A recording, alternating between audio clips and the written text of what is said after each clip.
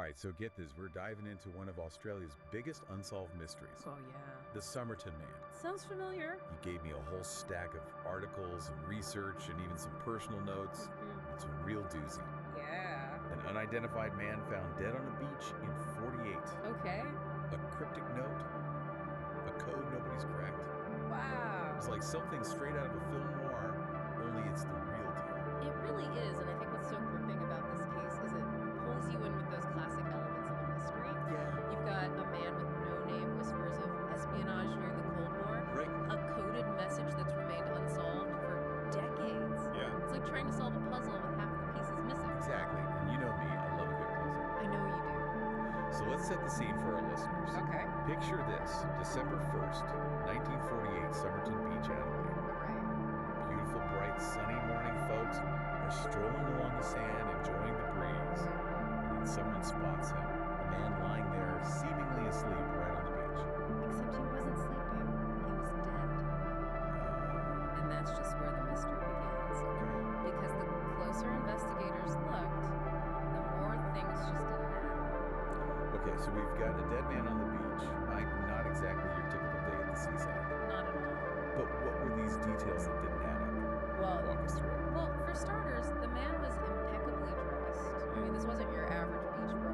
Yeah. He had on a suit and tie shoes polished to a shine. But here's the catch. All the tags were removed from his clothes. What? No labels, no brand names, nothing to identify him. Hold on. Why would someone remove all the tags from their clothing? Right. That's pretty strange, don't you think? Definitely strange, and it gets even weirder. Okay. They found an unused train ticket to Henley Beach in his pocket.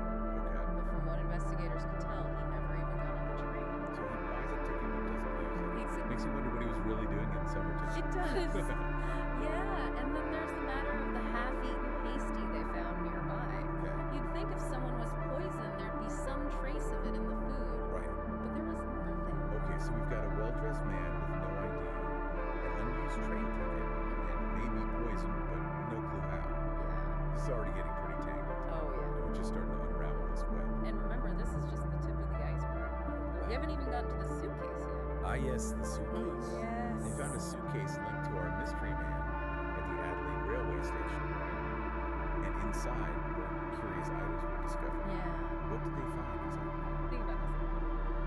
A red-checked dressing gown slippers, a sharpened knife scissors, and even a stenciling brush like the kind used on merchant ships. Stenciling brush. It's a pretty bizarre collection of items. Yeah, stenciling. Yeah. Okay, now my curiosity is seriously piqued.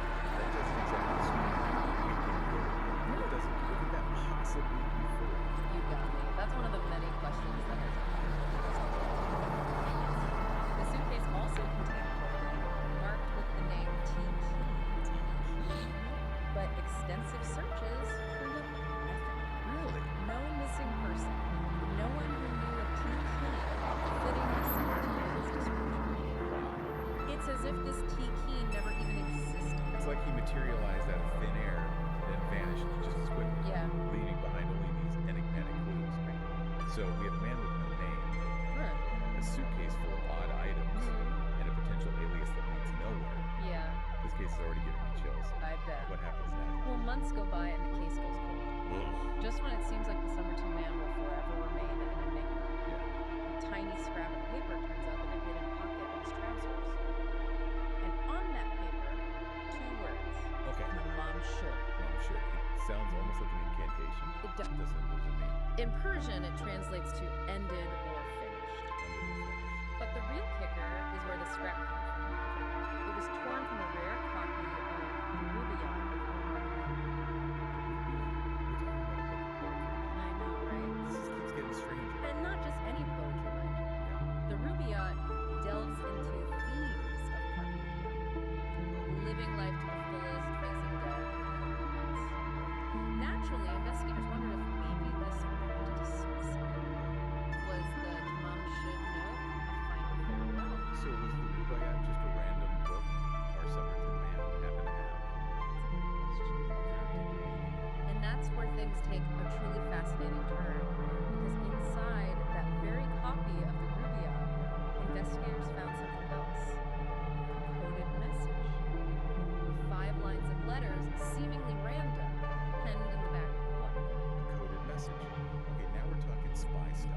was in the same book as that Tom should know. Yep. Was anyone ever able to crack the code? Unfortunately, no.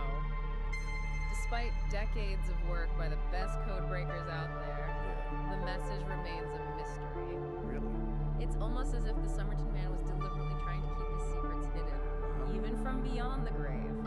It's enough to make you wonder if he was involved in something bigger, Yeah. something dangerous. Right. Maybe even espionage. It's all very cloak and dagger. It is. And you're right, the timing is certainly intriguing. Yeah. His death happened right in the middle of the Cold War, and Adelaide wasn't too far from some pretty sensitive spots. Yeah. Think uranium mines, military testing grounds, the kind of places that would definitely attract the attention of spies. Exactly. So are we thinking Cold War spy? It's a possibility. A man with a secret mission, a coded message, that can hold the key to who knows what. It's like we're on the edge of a big revelation, Right. waiting for the pieces to fall into place. It's a possibility that can't be ignored. Yeah. But to really understand this angle, we need to dig into another crucial piece of the puzzle. Okay. A phone number. Okay, the phone number. And it all leads back to that copy of the Rubio. Tucked away in the back, along with the code, was a phone number. Okay, phone number. So now we're adding another player to the mix. We are. Who did it belong to? The number traced back to a nurse named Jessica Thompson. Jessica Thompson. And her story adds a whole new layer of intrigue to the case. When investigators questioned Jessica, she claimed she didn't know the Somerton Man. But her reaction when they showed her his death mask was anything but ordinary. What, a death mask? You mean like a plaster cast on his face? Yeah, exactly. That's a bit creepy, isn't it? Why would they do that? Back then, it was common practice in unidentified death cases. They'd create these masks to help with identification, sometimes even display them publicly. Okay, so they show this mask to Jessica, and what happens? Picture this, a room full of detectives. A plaster face staring blankly from a table, and Jessica seemingly calm one minute, Yeah. then completely unnerved the next. So, Witnesses said she was so startled, she practically went white as a sheet, like she was about to faint. that's a pretty extreme reaction if you don't know the guy. It's almost like she recognized him but didn't want to admit it. What do you make of that? It's one of the most baffling parts of the whole case, Yeah. and it gets even stranger. How so? She begged the police not to keep her name on record, Really? said it would ruin her reputation. So she was definitely hiding something. But what could be so scandalous about knowing a dead man even if she did? That's the million-dollar question, isn't it? It is. Here's what we do know. She admitted to owning a copy of the Rubio during the war. Okay. Said she'd given it to an Army lieutenant named Alf Boxall back in 45. Wait a minute, another name pops up. This is like one of those Russian nesting dolls, each layer revealing another mystery inside. So who's this Alf Boxall and what's his connection to all of this? Well, the police tracked him down.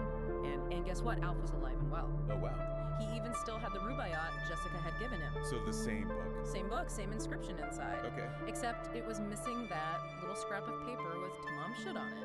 Hold on. So if Alf had the book, how did the Tamam Shud note end up with the Somerton Man?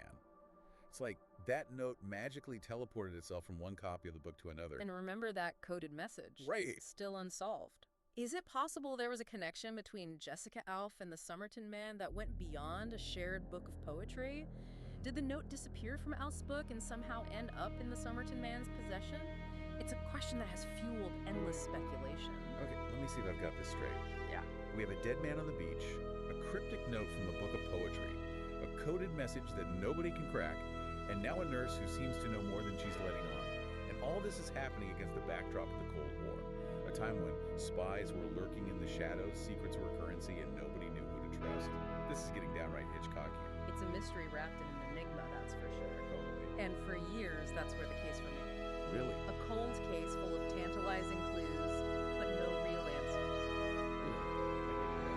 Then in 2021, they decided to exhume the Somerton Man's body. Wow.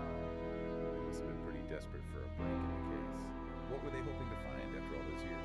DNA. They wanted to see if modern technology could finally provide the one thing that had eluded investigators for decades, an identity. And in 2022, we got a hit. Using genetic genealogy, a researcher claimed to have identified the Somerton Man as Charles Webb, an electrical engineer born in 1905. So after all these years, they finally put a name to the face. Carl Webb. Does they solve the mystery then? Well, Well, it's a major development, no doubt. Yeah. But as with everything in this case, it only leads to more questions. Like, Who is Carl Webb? What brought him to Somerton Beach? right. And if he was really this everyday engineer, while the secrecy, the hidden notes, the coded message, it doesn't quite add up, does it? It's like opening one door only to find another locked door behind it. And I bet you have the key to that next door, don't you? Maybe. Tell us, who is this Carl Webb? Well, we know he was born in Melbourne, worked as an electrical engineer. He was married, but his wife left him a few years before 48. Said he had a temper, even mentioned a possible suicide attempt. Not exactly the picture of a happy home life. Okay, so maybe we're dealing with a guy who was going through some rough times. Could that be why he ended up on Somerton Beach? Possibly. Okay. And here's another intriguing detail. Researchers think Carl might have been in Adelaide looking for his estranged wife. Oh, really? She was living in Butte at the time, not too far from Somerton. So maybe he was trying to reconcile, make things right. But that still doesn't explain all the mystery surrounding his death. What about the coded message? Did you find out his name? Give us any clues about that? Not directly, but it did reveal something rather interesting about Carl Webb. Okay, what's that? Turns out he was a big fan of horse racing. Horse racing. Okay, this is taking an unexpected turn. I'm intrigued. What's the connection? Well, some researchers believe that the code might not be some secret spy message after all. They're looking into the possibility that it's actually a series of horse racing events. So what if the key to this whole mystery isn't Cold War secrets or espionage, but gambling? It's a new angle, one that could potentially rewrite everything we thought we knew about the Somerton Man. Imagine the answer to this decades-old puzzle, hidden in plain sight, disguised as something as ordinary as a gambler's notes. That's a twist worthy of this case. But what about the Tamam should know? Where does that fit into all of this? Here's where things get even more fascinating. Carl's wife mentioned that he enjoyed poetry. Really? Even wrote his own verses, a lot of them about death. Wow, that's pretty eerie, don't you think? It's like he was drawn to the darker side of life, the themes of mystery and mortality. And then, of course, there's that Tamam should know, ripped from Rubia, a book that speaks of life's fleeting nature and the inevitability of death. It's as if Carl Webb, whether intentionally or not, was living out the themes of the very poetry he cherished. It makes you wonder if maybe those words Tom and should were more than just a random phrase.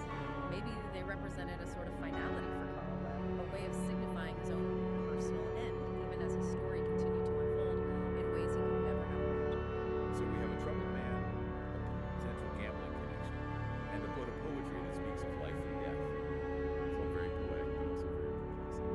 What about the other people in the story, though, Jessica Thompson and Alonzo? Were they just bit players in a much larger drama? Or do they hold more significance than we realize? That's the puzzle, isn't it? Yeah. We know Jessica had the Rubaiyat before giving it to Alf, and her reaction to the Somerton Man's death mask suggests she might have known him even if she didn't want to admit it. And then there's Alf, who claimed he hadn't seen Jessica since the war. But did they stay in touch secretly? Did their connection to the Somerton Man go deeper than we know? It's almost as if they're all connected by invisible threads, their lives intersecting in ways we may never fully understand. But why all the secrecy? What were they hiding? Was it a love triangle gone wrong? Or something more sinister? Something tied to the darker currents of the Cold War? It's like we're peeling back the layers of an onion only to find more layers beneath. It's like we're in a labyrinth, trying to follow a trail of breadcrumbs that leads us deeper and deeper into the mystery. Yeah, And at the center of it all is Carl Webb, right. a man whose life seems to have been shrouded in shadows. Mhm. But if we're going to try to make sense of all of this, Yeah. we need to look at the clues he left behind. Right. And one of the most puzzling clues of all is that suitcase. Yeah, the suitcase. What do you make of the items they found inside? The contents of that suitcase have been a source of endless debate. Yeah. You've got clothes, tools, everyday items, but then you've got that stenciling brush. Right. It's an odd item to pack for a trip, wouldn't you say? Especially for a man like Carl Webb, an electrical engineer. Yeah. It just doesn't seem to fit. It's like a piece from a different puzzle entirely. It is. Could it be a clue to his past? Yeah. Maybe a hint at a hidden life we know nothing about? That's the thing about this case. Yeah, Every detail seems to raise more questions than it answers. it's true. Some folks think the brush might point to a connection to the sea, Okay, perhaps suggesting that Carl had spent time working on ships. that's interesting. And remember we talked about how some of his clothing seemed to be of American origin? Yeah, Could it be a link there? Could he have traveled to the States? Maybe even worked there for a while? it's definitely within the realm of possibility.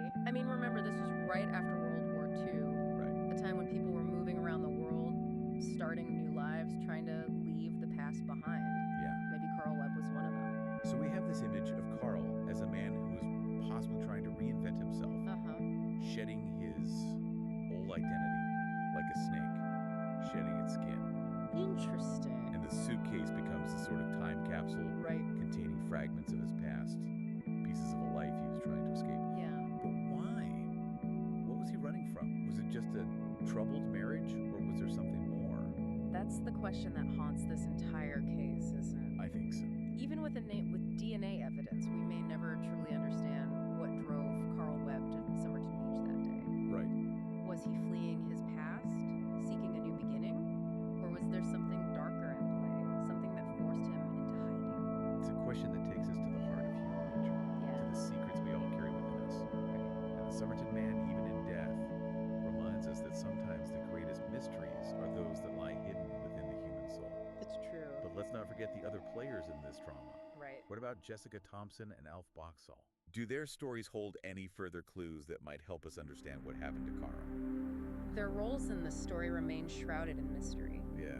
Jessica's evasiveness, her fear of scandal, suggests a connection to Carl that went beyond a casual acquaintance. Right. And Alf, the recipient of the Ruby Yacht, what did he know? Did he play a larger role than he let on?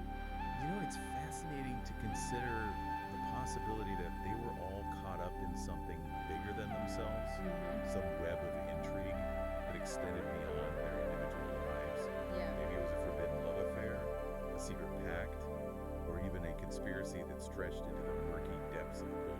The possibilities are endless. And that's what keeps us coming back to this case year after year, decade after decade. The Somerton Man, despite his efforts to erase his identity, has become an icon of the unknown, a symbol of the enduring power of history. We started this deep dive with a man found dead on the beach, a cryptic note, and a code that has yet to be cracked. Yeah. We've uncovered possible identities, whispers of espionage, and connections to poetry gambling, and even the complexities of the human heart. Yeah, it's fascinating. But even with all the pieces we've gathered, the puzzle remains unsolved. It's a mystery that defies simple answers. A story that continues to evolve as new evidence emerges and new theories are proposed. It's a reminder that sometimes the most intriguing mysteries are those that remain unsolved, leaving us to grapple with the infinite possibilities and the enduring power of the unknown. We've taken a deep dive into one of the most perplexing mysteries of the 20th century. We have. We've explored the clues, considered the theories, and examined the lives of those connected to the case. Right. But ultimately, the Somerton Man remains an enigma, a shadow figure whose secrets may never be fully revealed. The Tom should know its air of finality perhaps serves as a fitting metaphor for the case itself. We may have reached the end of our exploration for today, but the story of the